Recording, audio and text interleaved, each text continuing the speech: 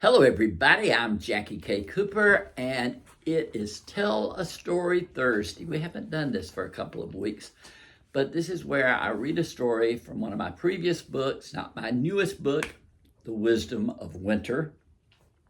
Hope that if you haven't gotten your copy of that, you'll get it soon, and that you'll enjoy it. It's available through bookstores, Amazon, The Wisdom of Winter. But this is from my first book, Journey of a Gentle Southern Man. And the story is called Give Me That Old Time Religion. So here we go. I am not a person who likes to dwell on the past. I would rather keep my mind on the present and my eye on the future. I think I got this attitude from my father.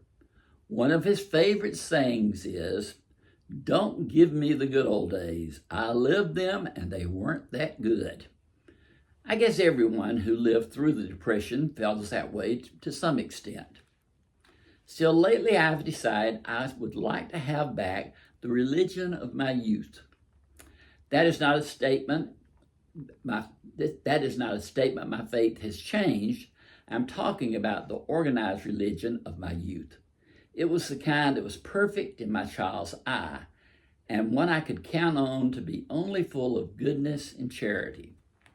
My children today have to live in the world of the media ministers. Whereas I listen to sermons of hellfire and brimstone, they listen to sermons about a God who will kill if not enough money is raised.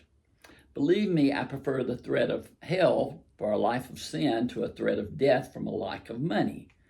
I keep myself from sin as best I can, but I can't give Oral Roberts Foundation $8 million.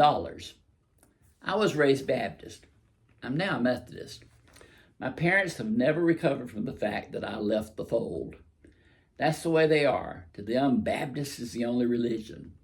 I sure didn't leave it out of spite. I just felt more at home with the Methodist. One thing that confuses me with my new religion is the fact that every 4 or 5 years, the minister moves on to another church. When I was growing up Baptist, we had the same minister for life.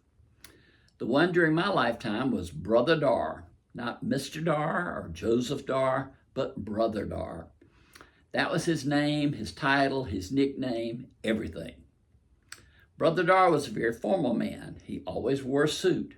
I think he slept in his suit. The story was that if you went to his house, he put a suit and tie on before he ever answered the door. I really do think I remember seeing him one day mowing his yard in a suit and tie. I know it sounds silly, but there was something appropriate to me about his always being in a suit. I mean, he did represent God, so I thought he should be dressed up. In those days, I never thought about churches having money problems or ministers wanting raises. There was never an issue about church literature. I was a child. I was protected from these things. It was a great view of religion. But I guess every generation has its religious problems. Jim Bakker and Jessica Hahn are just today's version of David and Bathsheba. Jimmy Swaggart has the role of Nathan the prophet. Same play, different cast. Somehow we managed to carry on from age to age. If these players of today are guilty of some sins, as Maud would say, God will get them. I long for the old-time religion, but I know that my view of it and life are not possible anymore. Children see through a glass darkly while adults have the blinders removed.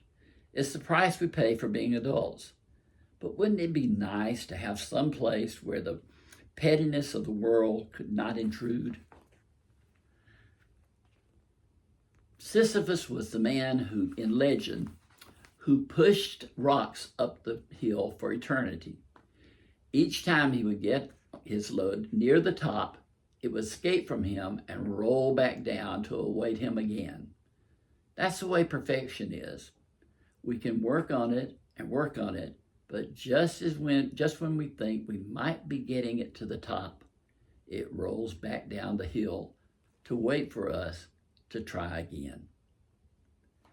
That's my story for today. I hope you enjoyed it. This has been Jackie K. Cooper, sending hope and love.